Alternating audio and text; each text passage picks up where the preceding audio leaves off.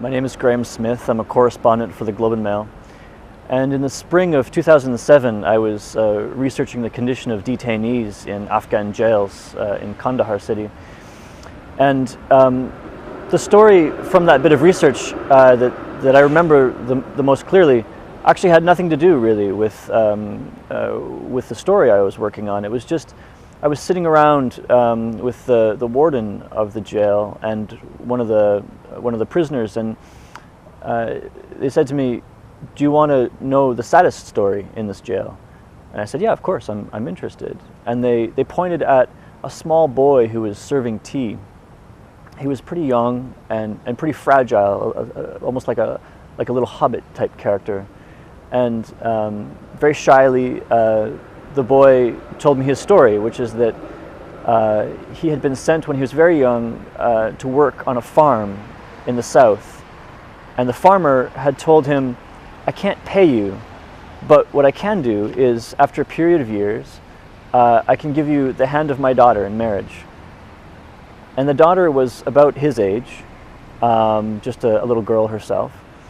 And to him it seemed like a good deal because the bride price, to obtain a bride in southern Afghanistan, a boy's family has to pay a lot of money, sometimes about $5,000, and it can be a lot of money for a family to put together.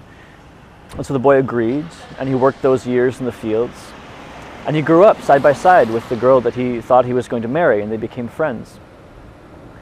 But then, when he was a bit older, the farmer said, "No, I'm not going to pay you this money. Sorry, I'm not going to give you my daughter's hand in marriage. Go away." And by this point, the two young people had fallen in love. The daughter wanted to run away and elope. And so the two of them got on a motorcycle and drove north to Kabul, to the city, and tried to escape, tried to start a new life. But doing that is not easy in Afghanistan.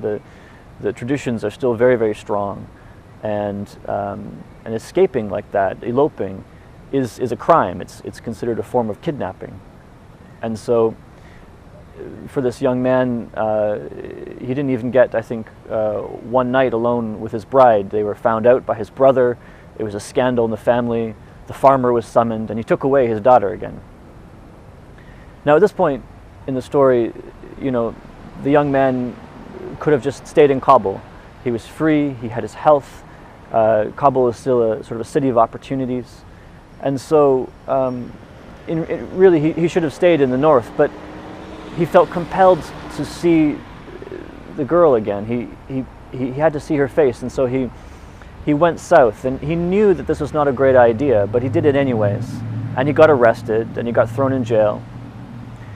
And these years later, serving tea in the crumbling, high-security wing where they keep Taliban prisoners in Sarposa, he looked at me and he said, "I had no choice.